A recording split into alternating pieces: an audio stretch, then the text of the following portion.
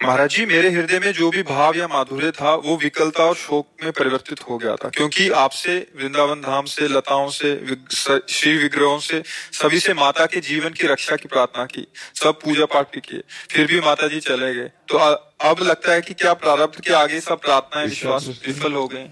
नहीं, बात ये देखनी है कि संसार नाशवान है, इसका नाम मृत्यु लोक है, यहाँ मरना तो है ही। उसके लिए प्रभु से क्या प्रार्थना करें कि आप बच जाओ, कि आप बच जाओ?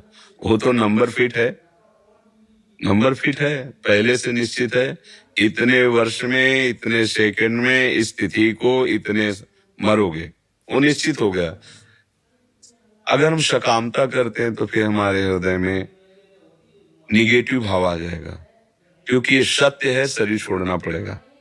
और जब वो क्रिया होगी तो आपको लगेगा भगवान का भजन व्यर्थ गया। भगवान से प्रार्थना की, मनाया कि मेरा पुत्र न मरे, मेरा पति न मरे, मेरी माता न मरे, मैं न मरूं, और मरना पड़ा। इसका नाम नहीं तुम्हें पता? मृत्यु लोक। अब यहाँ जितने रह रहे सब मरेंगे। अब व्यवस्था कर लो ऐसी कि तुम्हें मृत्यु छू ना पावे। तो तुम्हारा स्वरूप शरीर थोड़ी है, तुम्हारा जो स्वरूप है वो भगवत स्वरूप है। तो इतना भजन करो कि मृत्यु का प्रभाव आप पे ना हो। जैसे जगह को शून्य कर दिया जाए, यहाँ से काट दिया जाए तो कोई कष्ट नहीं लगेगा उस समय। ऐसे ही मन को भगवदाकार कर दिया जाए, मृत्यु आवे, शरीर छूट गया, चले गए। भक्तों की मृत्यु का जो कष्ट होता है वैसे होता है जैसे विशाल हाथी के गले से पुष्प की माला गिर जाए।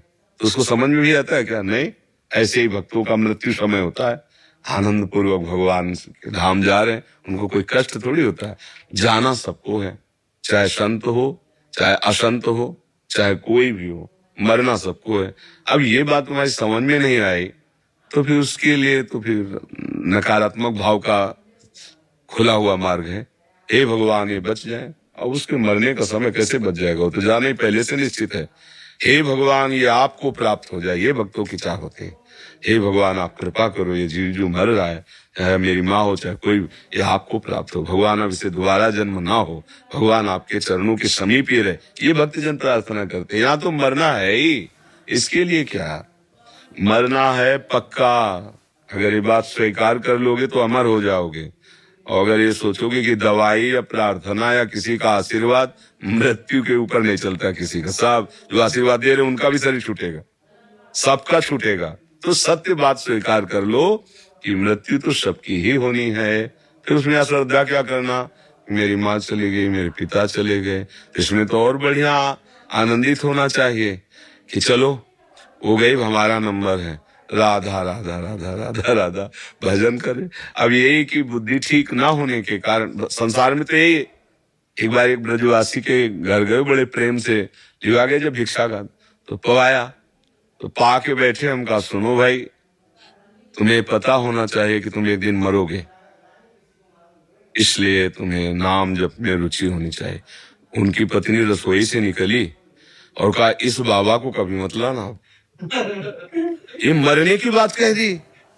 बोले, हमारे सामने कहा, इस बाबा को मत लाना। अब आशीर्वाद दिया, नहीं कह रहा कि मरोगे। हम कहा, यार मतलब हमारी बात को समझ नहीं पाए। तो अब ये बात चुभी ना उसको कि हमारे पति से कह रहा मरोगे। बाबा जी मतलब कैसा है? हम अमर करने की बात कर रहे हैं कि तुम्हें ये ध्यान है कि तुम्हारा शरीर छूटेगा एक दिन, तो तुम ऐसी कमाई कर लो जिससे तुम भगवान के समीप पहुंच जाओ। तो बहुत समझने का विषय है। नहीं तो अज्ञान में ऐसा लगता है मरने की बात ही कोई न करे। अगर संतों से पूछो तो नारायण स्वामी कह रहे हैं, दो बात सदैव याद रखना।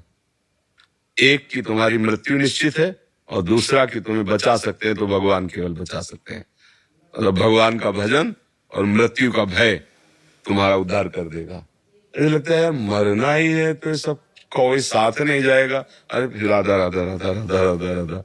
जो लगता है यहाँ रहना है तो एक एक कोने में ऐसा सजाओ कि हमारा मकान लगे कि हाँ हमको है।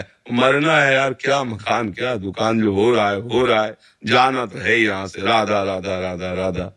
तो पर ये कोई ध्यान नहीं रखना चाहता। सब जीने का प्रयास कर रहे हैं, मरने का प्रयास, मरने के बाद कहाँ जाना है, क्या करना है, इसके लिए कोई प्रयासरत नहीं। सब यही है कि कितना बैंक बैलेंस तो क्या होगा? जब शरीर छूटेगा तो बैंक बैलेंस लाद के ले जाओगे क्या? सही यही पड़ा रहेगा। तो इसलिए मुझे लगता है विवेक का आश्रय लो, भगवान से प्रार्थना करो कि उनके चरणों में रति हो।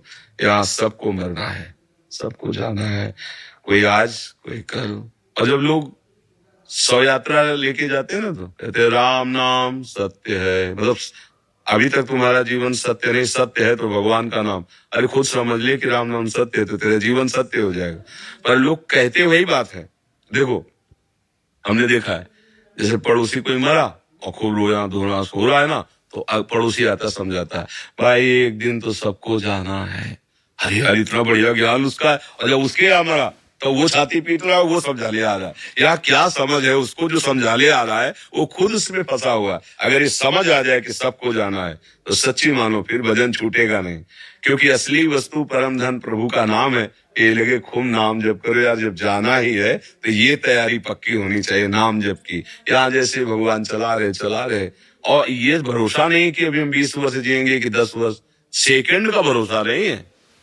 भोजन की थाली ऐसे परोस के आई, वो पाने के लिए आराम से बैठे, वो पा नहीं पाए, दिल फेल हो गया, चले गए। बड़े ही स्वस्थ थे, गोरे थे, इस धाम में आते थे। तो हम पूछे बहुत दिन से दिखाई नहीं थे, बोले पधार गए।